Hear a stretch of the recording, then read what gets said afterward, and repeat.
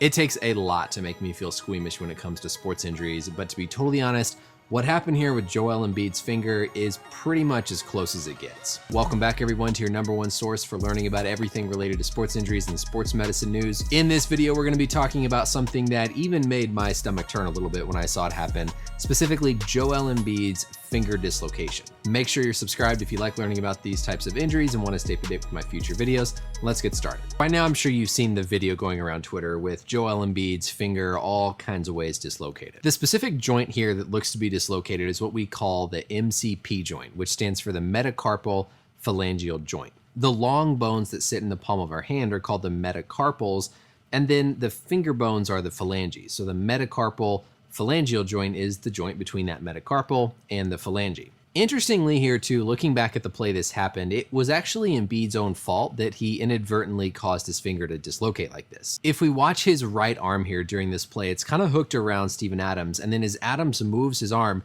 Embiid's right hand kind of flings forward into his left hand and catches that finger, causing his finger to go backwards into what we would call hyperextension. So how can we classify MCP joint dislocations, and what's the relevant anatomy for what's going on here? The first way we can classify them is dorsal or volar. When we look at someone's hand, the dorsum of the hand is the back side of the hand. It's the dorsal aspect. The volar aspect is the front of the hand, that's your palm. So when we describe an MCP dislocation, we describe it based on the position of the finger bone relative to the hand. A dorsal MCP dislocation is by far more common of the two, and in that case, the finger bone is basically up higher, dorsal or on the back side of the hand, and then a volar dislocation, which is much more rare, is the opposite direction. It's where that finger bone is now closer down on the palm side of the hand. Embiid's looks to be a volar MCP dislocation. If you look closely, you can almost see a little bit of kind of a skin divot or a gap there on the back side of the hand that I suspect is from how his finger is kind of displaced into the palm of his hand. You can also tell here his finger is almost a little bit rotated and definitely got an angle to it, implying there could be some additional injury to some of these ligaments in the joint. As I said, dorsal MCP dislocations are more common, and they typically happen after a hyperextension type of injury, such as falling on an outstretched hand. Finger flexion is whenever we curl our fingers and make a fist, and finger extension is when we straighten them back out. So finger hyperextension is going to be as we pull our fingers up even further. If we zoom in on the anatomy around the MCP joint, there's a number of key ligaments here providing the structural integrity. On the palmar side of the MCP joint, we have something called the volar plate. This is a band of kind of ligamentous type soft tissue that helps prevent that hyperextension by basically putting a little support across that joint to prevent those fingers from hyperextending. On the back side of the MCP joint, we have a dorsal capsule, which is another kind of band of tissue to keep the joint in place. And then on either side of the joint, we have collateral ligaments, similar to the LCL and the MCL that you have in your knee. These provide that side-to-side stability in the MCP joint.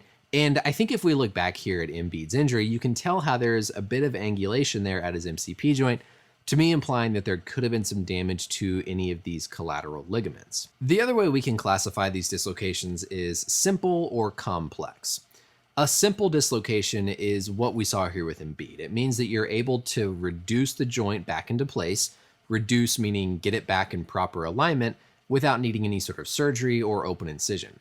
A complex MCP dislocation is the opposite. In that scenario, the different tissues that have been torn are actually sort of stuck inside the MCP joint to the point where you can't just take someone's finger and push it or move it back into the proper alignment, and you oftentimes need surgery. For a dislocation like Embiid's, assuming that it was a volar MCP dislocation, they're basically going to go back in the locker room and have his fingers down in a flexed position, so bent down.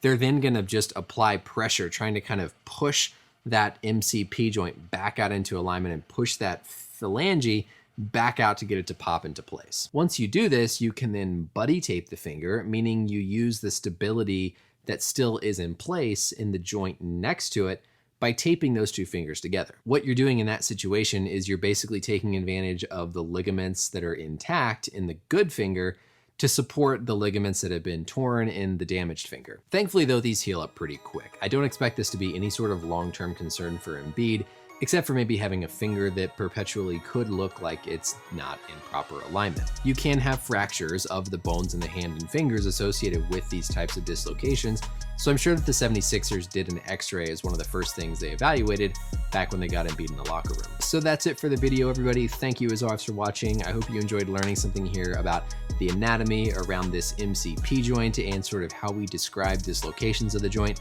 Again, don't expect this to be a long-term concern for Embiid other than maybe some cosmetic abnormalities. Let me know any questions or comments you have below, and until next time, we'll see you later.